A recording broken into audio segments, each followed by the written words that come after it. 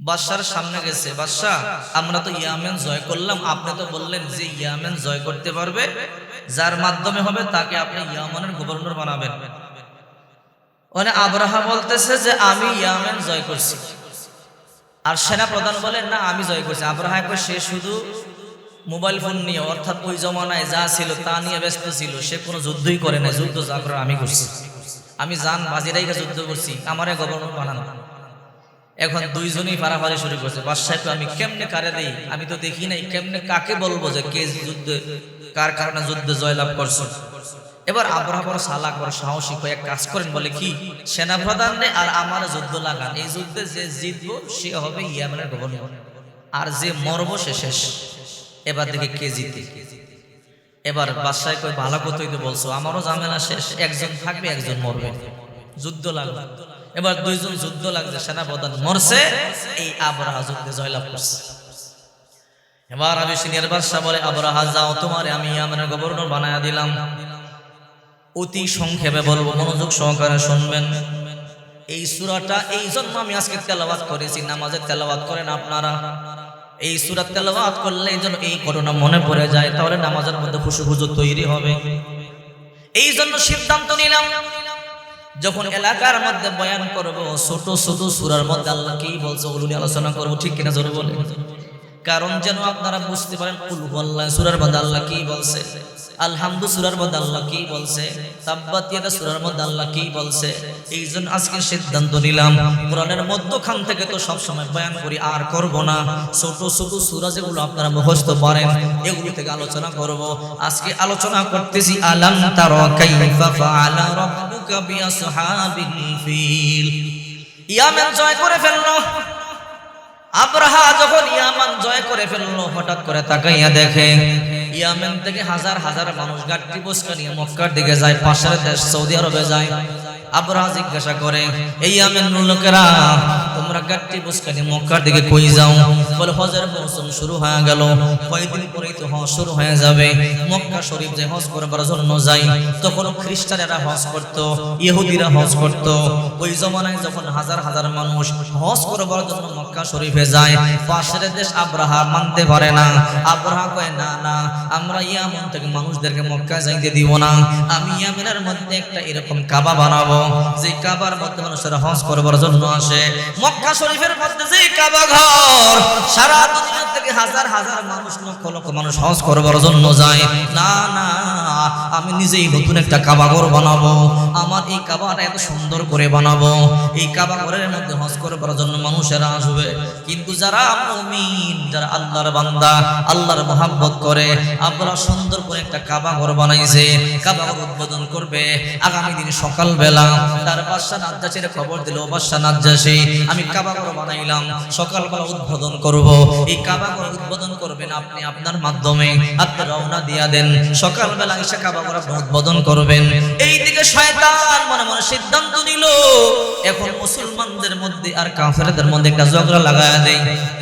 শয়তান মাথার মধ্যে টুপি দিয়া, শয়তান মুখের মধ্যে দাড়ি লম্বা জুব্বা পড়িয়া আব্রাহার সামনে এসে চোখের পানি ছাড়িয়া কাঁদতেছে। আব্রাহা কয় কে তুমি? চিনতে পারলাম না। বলে আমার বাড়ি পাশের দেশ সৌদি আরব, মক্কায় কুরাইশ বংশের লোক আমি। ওই কাবার মধ্যে ইবাদত বন্দেগী করব না, এরা লোক ভালো না। ওই কাবা ইট বালু পাথরের কাবা, আর আপনার কাবা কাচের ঘর, কি সুন্দর। আমি কুরাইশ বংশের লোক, ঝগড়া করিয়া চলে আসছি, আমি আপনার কাবা ইবাদত বন্দেগী করব। এবার আব্রাহা কয় অবস্থা ভালোই তো হইল, ওই দেশের লোক আস্তে আস্তে আমার দেশে আসা শুরু করে দিল। তুমি কি ওই কুরাইশ বংশের লোক? বলে হ্যাঁ। বলে আমাদের বংশের মধ্যে কাবা ঘর? বলে তাই নাকি? বলে হ্যাঁ। বলে তাহলে ভালোই তো হলো, সুযোগে ভালোই তো হয়ে গেল। নাও এই আমাদের কাবার চাবি তোমারে দিয়ে দিলাম, আজকে থেকে তুমি কাবা ঘর দেখাশোনা করবা। সকালবেলা কাবা ঘর উদ্বোধন হয়ে যাবে, আর সকালবেলা উদ্বোধন যদি হয়ে যায় তোমার মতুল্লি বানাবো। আমাদের বাদশা নাজ্জাশী রওনা দিয়ে দিয়েছে। বলে তাই নাকি? বলে হ্যাঁ ঠিক আছে। শয়তান ভিতরে চিন্তা কুমন্ত্রণা না, মুসলমানদের মধ্যে কাফেরদের মধ্যে ঝগড়া লাগাইয়া দিবে, আর এই আব্রাহার মাধ্যমে মুসলমানদের কাবাটা নষ্ট করে ফেলবে। এইদিকে আব্রাহা প্রস্তুতি সুন্দর করে পুরো শহর সাজাইছে, পুরো শহর সুন্দর করে লাইটিং করেছে, কার্পেট বিছাইছে। সকালবেলা আমাদের প্রধানমন্ত্রী আসবে, উদ্বোধন করবে। এই রাত্রে বেলা এই শয়তান কাবার ভিতরে ঢুইকা আগিয়া মুতিয়া নষ্ট করিয়া ভিতরে ভাঙ্গিয়া চুরিয়া রওনা করে দিছে। কই চলে গেছে? নাম দিছে কিন্তু কুরাইশ বংশের লোক, ঠিক কিনা জোরে বলেন? যখন সকালবেলা বাদশা নাজ্জাশী আসলো, আব্রাহা বড় খুশি, আমার প্রধানমন্ত্রী আসবে আমার কাবা ঘর উদ্বোধন করবার জন্য। এইবার বাদশা নাজ্জাশী যখন উদ্বোধন করবার জন্য আসলো, আইসা দেখে পুরো ভাঙ্গা তছনছ করা, ভিতরে পায়খানা করিয়া ভিতরে প্রস্রাব করিয়া চলিয়া গেছে। এইবার বাদশা নাজ্জাশী কয়, আব্রাহা আমার কই আনলি? আব্রাহার মাথা গরম হয়ে গেল, আমার ইজ্জত সম্মান সব নষ্ট করে দিছে। যে কুরাইশ বংশের লোকেরা আমার কাবারে নষ্ট করলো, যে কুরাইশ বংশের লোকেরা আমার বেয়াজ্জতি করলো, ওই কুরাইশ বংশের কাবা আমি ধ্বংস করে দিব, ওই কুরাইশ বংশের লোকদেরকে আমি বেয়াজ্জতি করব। আব্রাহা কয়, ও বাদশা, বলে কি? বলে গতকাল একটা কুরাইশ বংশীয় লোক আসছিল, চলে বলে কৌশলে আমার মন গলাইয়া চাবি নিয়া এই কাজ করিয়া চলে গেল। আপনি আবার সেই আবেশি নিয়ে চলে যান, আপনি টেনশন করবেন না, আমি নতুন করে আবার কাবা বানাবো, আমি পরিষ্কার পরিচ্ছন্ন করব, এরপরে আবার আমি আপনাকে ডাকবো। আর এর মধ্যখানে আমি সেই সাবার মক্কায় যাব, পাশের দেশ মক্কায় গিয়ে ওই মক্কার কাবা তছনছ করে ভাঙিয়ে টুকরা টুকরা করে দিয়ে আসবো। ৬০,০০০ সৈন্য নিয়ে আব্রাহা হাতি বাহিনী নিয়ে রওনা করলো, কাবা ঘর ধ্বংস করে দেবে। আহারে আব্দুল মুত্তালিব আল্লাহর নবীর দাদার কাছে সংবাদ চলে এলো, ও আব্দুল মুত্তালিব, পাশের দেশ ইয়ামেন থেকে আব্রাহা ৬০,০০০ হাতি বাহিনী নিয়ে আসতেছে আপনার কাবা ভাঙিয়ে ফেলবার জন্য। আব্দুল মুত্তালিব মক্কা ঘরের চাবিওয়ালা ছিল, আব্দুল মুত্তালিব আল্লাহর নবীর দাদা ছিল। কাবার সামনে গিয়ে চোখের পানিগুলো সারিয়া কান্না করে বলে, আল্লাহ, আমি গরিব, আমি দুর্বল, তোমার কাবা ঘর ভাঙবার জন্য আসতেছে, ও মালিক, আমি পারবো না, আমার সেই ক্ষমতা নাই তোমার বাইতুল্লাহ হেফাজত করবার জন্য। আল্লাহ, তুমি তোমার ঘর হেফাজত করো। আল্লাহ, আমি জানি বাইতুল্লাহর মালিক তুমি, আল্লাহ আমি ভালো করে জানি তুমি হাত দেখনেওয়ালা, তুমি জাননেওয়ালা। এবার আব্দুল মুত্তালিব চোখের পানিগুলো সারিয়া কান্না শুরু করে দিল। আল্লাহর নবী দুনিয়াতে আসবার মাত্র ৫০ দিন বাকি আছে। আল্লাহর নবী তখন তার মায়ের গর্ভে। আল্লাহর নবীর দাদা আব্দুল মুত্তালিব দৌড়ে বাড়িতে চলে গেল, গিয়ে বলে, মা, মানে একটু তাড়াতাড়ি বাইরে আয়। ও বাবা, কেন? বলে, আমি জানি তোর গর্বে আমার যে নাতিটা আছে বড় বড় কতি নাতি, আমেনারে আয় বাইতুল্লাহর গিলাফটা দইরা একটু আল্লাহর দরবারে দোয়া করে দে, এই সন্তানটার ওসিলায় দোয়া কর, আল্লাহ এই বাইতুল্লাহর হেফাজত করবে। এবার আল্লাহর নবীর মা আমিনা হাঁটি হাঁটি পা পা করে বাইতুল্লাহর সামনে আসলো। বাইতুল্লাহর ঘরের গিলাফ ধরিয়া বলে, আল্লাহ, আমি জানি আমার কোনো নাম নাই, দাম নাই, ক্ষমতা নাই, কিন্তু আমি অনেক অলৌকিক ঘটনা দেখেছি আমার গর্ভের সন্তানটার। ও আল্লাহ, তাকে নিয়ে অনেক সংবাদ শুনতে পাইছি গায়েব থেকে।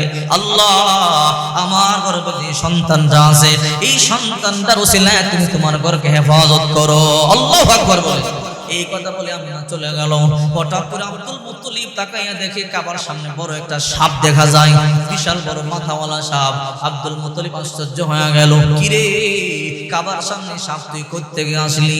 এই সাপটা সাধারণ সাপ না, মুসা নবীর লাঠি। এই সাপে বলে, আব্দুল মুত্তালিব, তুমি ভয় পেও না, টেনশন করো না, আব্রাহার ৬০,০০০ সৈন্য এক টান দিয়ে আমার পেটের ভিতরে নিয়ে যাব। আল্লাহু আকবার বলে, কে তুমি, কি তোমার পরিচয় বলো? বলো, আমি মুসা নবীর লাঠি। হঠাৎ করে একদিন মুসা নবীর লাঠি খুঁজিয়া পায় না। মুসা পয়গম্বর বৃহস্পতিবার রাত লাঠি খুঁজে পায় না, শুক্রবার সকালবেলা লাঠি পাইয়া কই, কিরে লাঠি কই গেছিলি? ও নবী মুসা, আপনার কাছে আমি থাকতে পারি, আপনি যা বলবেন তা শুনতে পারি, আপনি যা বলবেন তা আমি শুনবো, কিন্তু প্রতি বৃহস্পতিবার রাত আমার ছুটি দেওয়া লাগবে। বলে, কেন? বলে, আমি মিশর থেকে হাঁটিয়ে হাঁটিয়ে সৌদি আরব যাবো। সৌদি আরবে অনেকটা জায়গা আছে যেখানে আখিরে নবী মুহাম্মদ রাসূলুল্লাহ সাল্লাল্লাহু আলাইহি ওয়াসাল্লাম দুনিয়াতে আসবে। ও মুসা নবী, আমি দুনিয়াতে যতদিন জিন্দা থাকবো প্রতি বৃহস্পতিবার রাত সেই ঘরটাকে আমি তাওয়াফ করব, সেই বাইতুল্লাহকে আমি তাওয়াফ করব। এই জন্য মুসা নবী যখন দেখলো আল্লাহর নবীর কথা বলে, রাহমাতুল লিল আলামিনের কথা বলে, এই জন্য বলল যা যা প্রতি বৃহস্পতিবার রাত আমি তোরে ছুটি দিয়ে দেব। সেই মিশর থেকে সাপ প্রতি বৃহস্পতিবার রাত হাঁটিয়ে হাঁটিয়ে মিশর থেকে সৌদি আরবে আসতো, বাইতুল্লাহ তাওয়াফ করতো, বাইতুল্লাহ তাওয়াফ করিয়া নবীর ঘরটা তাওয়াফ করিয়া আবার চলিয়া যাইতো। এইবার যখন লাঠিয়ে শুনতে পাইলো আল্লাহ ওই যে আবরাহা আসতেছে কাবা ঘর ভাঙবার জন্য, ওই আর বসে থাকা যায় না, আর বসে থাকা যায় না। আল্লাহর নবী দুনিয়াতে আসার আর মাত্র 50 দিন বাকি। আব্দুল মুত্তালিব আপনি টেনশন করবেন না, ভয় পাবেন না, আপনার সৈন্য না থাকতে পারে, আমি সাপ একাই যথেষ্ট, আমি ধ্বংস করে দেব। এইবার আব্দুল মুত্তালিব বলে সাপ না না, আমি তোর মাধ্যমে বাইতুল্লাহ হেফাজত করতে চাই না, আমারও তো অনেক সৈন্য আছে, অনেক যুবক আছে, যুদ্ধ করলে আমি করতে পারি না রে না। এই ঘরের একজন মালিক আছে, আমি ওই মালিকের উপরে ঘরটার আমানত সারিয়া দিলাম, তুই তাড়াতাড়ি চলিয়া যা।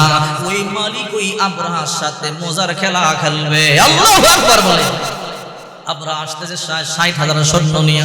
আব্দুল মুত্তালিব তার দলবলকে বলল, আগের দিন বলল তোমরা সবাই পাহাড়ে চলে যাও, গুহার মধ্যে আশ্রয় গ্রহণ করো। এই আমার সৈন্যরা এই এলাকার মধ্যে গজব আসতে পারে, আমার বিশ্বাস আসমানের মালিক গজব শুরু করলে পুরো এলাকা তছনছ করে দিবে। তোমরা যাও যাও তোমাদের মালসামানা নিয়ে তোমরা পাহাড়ের গুহার মধ্যে গিয়ে ঢুকিয়া যাও। সবাই মালসামানা নিয়ে পাহাড়ের গুহায় ঢুকে গেল। আব্দুল মুত্তালিব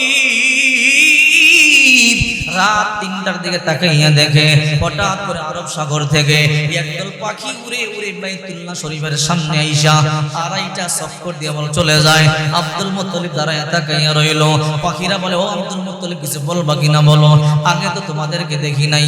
বলে, আমি আল্লাহ আমাদেরকে বানায় নাই। ও আব্দুল মুত্তালিব টেনশন করবা না, এই আবরাহাকে ধ্বংস করবার জন্য আল্লাহ আমাদেরকে তৈরি করেছে, আবরাহারে আসতে দাও, এটেম বুম মারিয়া মারিয়া ধ্বংস করে দেব। আল্লাহু আকবার। আবরাহা এখন আমি আর টেনশন করি না, আমি আর টেনশন করি না। আল্লাহ তাআলা তার দল পাঠাইয়া দিয়েছে, এই পাখির মাধ্যমে আল্লাহ হেফাজত করবে। 20,000 পাখি ছিল, একটা পাখির মধ্যে 3টা দানা ছিল। আল্লাহ পাক রব্বুল আলামিন বলেন, তারমিহিম বিহিজারাতিন মিন সিজিল। পাথরের কণা ছিল, পাথরের কণা মুখে একটা, 2 ডানার মধ্যে 2টা করে। এবার আব্দুল মুত্তালিব উট বকরি বেড়া দুম্বা নিয়ে সবাই যার যার গন্তব্যে চলে গেল। আবরাহা তার 60,000 সৈন্য নিয়ে চলে আসলো। আবরাহা আসার পরে যখন তাকাইয়ে দেখে আব্দুল মুত্তালিব তার দলবল নিয়ে পাহাড়ের ওই পাশে চলে গেল, নিরাপদ জায়গায় তার গরু বকরি বেড়া দুম্বা নিয়ে চলে গেল। এইবার সৈন্যরা কয়, ও আবরাহা আমরা গরু বকরি আমরা খাবো কি, খাবার তো শেষ হয়ে গেল। কয়, যাও যাও আব্দুল মুত্তালিবের বংশের গরু বকরি বেড়া দুম্বা সব সিনায় নিয়ে আসো, জবাই করিয়া রান্না বান্না করিয়া খাও, সকালবেলা দেখবা এই কাবা ধ্বংস করে ফেলবো। এবার আব্দুল মুত্তালিবের গরু বকরি বেড়া দুম্বা সব জোর করিয়া আবরাহার সৈন্যরা নিয়ে আসলো। আব্দুল মুত্তালিব কিছুক্ষণ পরে হাঁটি হাঁটি পা পা করে আবরাহার সামনে আসলো। আবরাহা তাকাইয়া দেখে আল্লাহর নবীর দাদার চেহারাটা এত সুন্দর, চেহারা থেকে যেন নূরগুলো চমকাইতেছে। এই দৃশ্য দেখিয়া আবরাহা চেহারা সারিয়া নিচে বসে গেছে। আব্দুল মুত্তালিব নিচে বসে গেল। এবার আবরাহা কয়, আব্দুল মুত্তালিব কেন আসলা? তুমি যত অনুনয় বিনয় করো বাইতুল্লাহ কিন্তু সারবনা ধ্বংস করে ফেলবো। তোমার কুরাইশ বংশের লোক আমার কাবা ঘরে মতি আগিয়ে চলে আসছে। বলে, না না, আমার কুরাইশ বংশের লোক এমন করতে পারে না। তোমার কুরাইশ বংশের লোক এমন করছে, আমার বলেছে, আমি বিশ্বাস করে চাবি দিছিলাম, এখন তোমার কাবা ভাঙবার জন্য আমি চলে আসলাম, তুমি যতই মানা করো আমি কিন্তু শুনবো না। এবার আব্দুল মুত্তালিব বলে, রে আবরাহা, তোর যা মনে চায় তা কর, তুই কাবা ঘর ভাঙবো আর না ভাঙবো দেখবার বিষয় আমার না। এবার আমরা অবাক হয়ে গেল, তাহলে তুমি কেন আসছো? বলে, আমার 200 ওট তোর দলবল ধরিয়ে নিয়ে আসছে, আমার ওটগুলো আমার দিয়া দাও। বলে, তাই নাকি? বলে, হ্যাঁ। বলে, আব্দুল মুত্তালিব তোমার বুদ্ধিমান মনে করছিলাম, আসলে তুমি একজন বোকা, কারণ হুজুরদেরকে দেখলে মানুষ বোকা মনে করে, ঠিক কিনা জোরে বলে। এক রাজা কইতেছে, আমার যে নতুন কথা শোনাইতে পারবে তার অর্ধেক রাজ্য লিখে দিন। তো তো এখন হুজুর এখন বর্তমানে যে মডার্ন যুবকরা যে সুন্দর সুন্দর কথা জানে, শিক্ষিত সমাজ, আপনার এমন কথা শোনাইব যে আপনি রাজ্য অর্ধেক দিতে বাধ্য হইবেন। তো বাদশাহকে হুজুর বুদ্ধি আছে, বলে কি বুদ্ধি, যে যত কথাই শোনায় আমি এগুলো জানি, তার মানে আমি কথা ফাও শুনবো আর আমার রাজ্য দেওয়া লাগবে না। তাইলে তো ভালো। এবার একজনে এই কথা শোনায়, আরেকজন ওই কথা শোনায়, শুনে কথা আর শুনে বলে এটা তো আমি জানি। একবার এক মোল্লা এবার এইখানে কি, ওইখানে বাদশারে যে নতুন কথা শোনাইতে পারবে সে এই দেশের অর্ধেক রাজ্যের মালিক হবে। তো হুজুরে কয় তাই নাকি? আমিও সিরিয়াল ধরি। তুমি আর কি শোনাইবা, শিক্ষিত মানুষ হইতে পারে না। কয় তাহলে আমি যাই। এবার গিয়ে বাদশা বলে কি, বলে আপনারা নাকি নতুন কথা শোনাইতে পারলে অর্ধেক রাজ্য লিখে দিবেন। বলে হ্যাঁ, তো আমি নতুন কথা শোনাইতেছি। তুমি আর কি শোনাইবা, শিক্ষিত এত মানুষেরাই তো নতুন কথা শোনাইতে পারে না, তুমি কি শোনাইবা? আমি একটা কথা বলতে আইছি, যদি নতুন হয় তাইলে আপনার রাজ্য দিবেন, আর নতুন না হইলে তো নাই। তাহলে শোনাও। বাদশা বলে কি, বলে আমি যে আপনার বাপের থেকে যে আমার বাপে 500 কোটি টাকা হয়তো আপনি জানেন না। আচ্ছা, এখন যদি কয় হ্যাঁ আমি জানি, তাহলে 500 কোটি টাকা দেন। আর যদি কয় না জানি না, রাজ্য অর্ধেক দেন। কয় মাফ চাই হুজুর, আমি বুঝছি তোমার কাছে আমি হার মানছি। আল্লাহু আকবার।